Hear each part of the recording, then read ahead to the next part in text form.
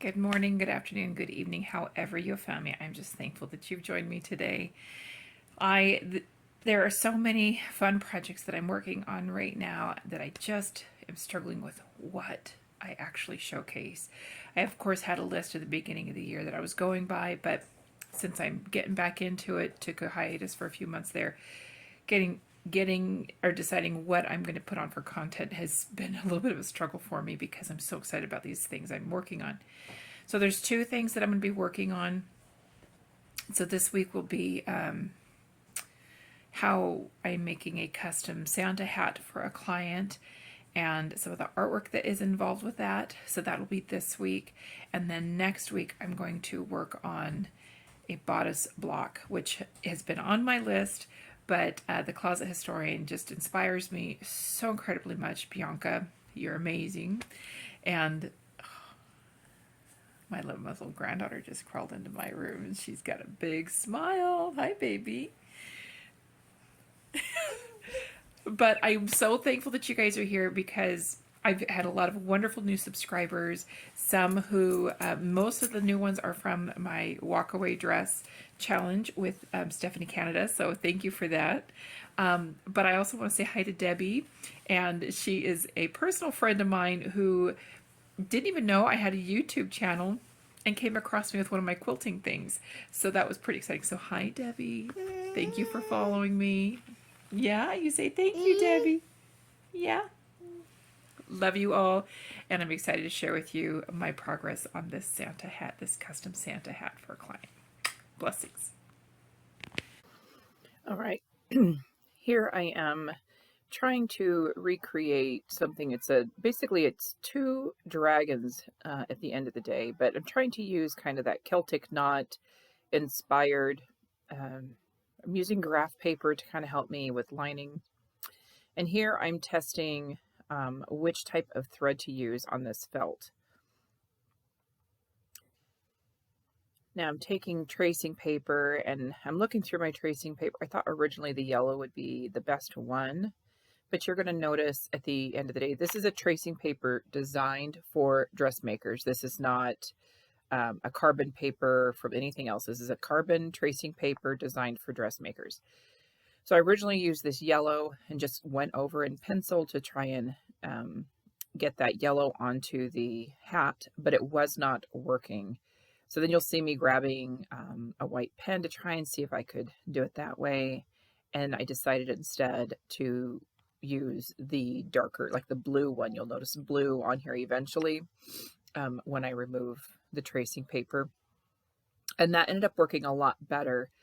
And it was very complicated because you're trying to get all of these lines. And then when you go to sewing, you're trying to get all of these lines. And I thought I was done a couple of times and then realized I wasn't. So I had to put it back in the hoop to finish it up. But the goal is to trace these lines so that they're dark enough so that you can see what you're doing. So that's what's going on right here.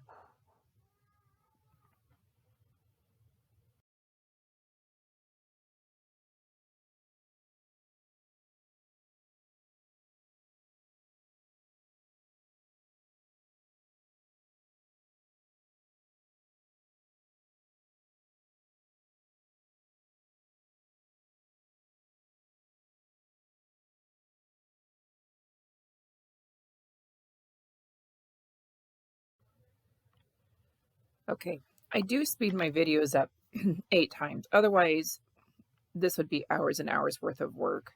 And I don't even record everything I do. I'll start something and then I stop.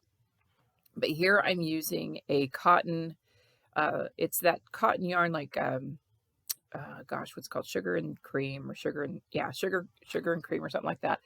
And I did that because I don't make my own yarn. But this is what I felt gave the weight I needed it to. I'm not making any knots on the back. What I'm doing is I'm trying to lace it through. Here I pulled it out to look at it outside the hoop, see how it turned out. Do I like it? And the feel of it, that this wool, this is on wool and it's amazing. And so here you can kind of even see in the back, there's no knots. Everything's just laced right back underneath. So I discovered, oh, missed a spot. So let's put it back in. But this wool is incredibly soft. I got this from fabrichwholesale.com.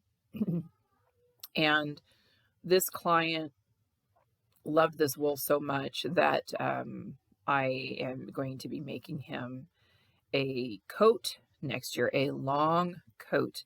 But he loved the Viking inspired look to it. And so this was his choice, the double dragon. And if you look close enough, you can kind of see the head of the second dragon coming from the middle, but it is very intricate. So here you go. Here's how I'm just kind of wrapping it through and cutting it. Now this stitch was a pain to do, trying to close up. Oh, great view there. Sorry about that. A pain to do. In the future, I think I would go ahead and sew it together and then do that stitch, but I did that all the way up. And then this is me attaching a brim to the fur, and this is just using a blanket stitch, and that's so that I don't sew over and trap in the hair, the fur. And it's a faux fur, and it came in this width. I got it by the yard at Joann's this year, but it was the color he wanted. You could use, real fur. I do have some fur pieces that I've accumulated over the years that I could use, but he didn't care, and at the end of the day, I chose a faux fur. And here I am now attaching the fur to the hat. And again, I'm using a blanket stitch. This is the closest red I had to this. It's a kind of a burgundy, and it's not really going to show anyway, but it did, again, blanket stitched. So here it is. Here is the finished hat. I don't have a head form, otherwise I would put on a head form. This hat was completely done by hand, from the embroidery on the front to the stitching on the back. It looks crooked because I, again, don't have a head form, so this isn't perfect, but also even the fur was all stitched on by hand because of the way the fur is. I did a blanket stitch, and so if you look close enough, you might see thread if you look close enough, but the way the fur is, you just fluff it up and then you don't see it. But it completely done by hand, and I'm just excited to deliver this to my client, and hopefully they will love it as much as I do. Blessings.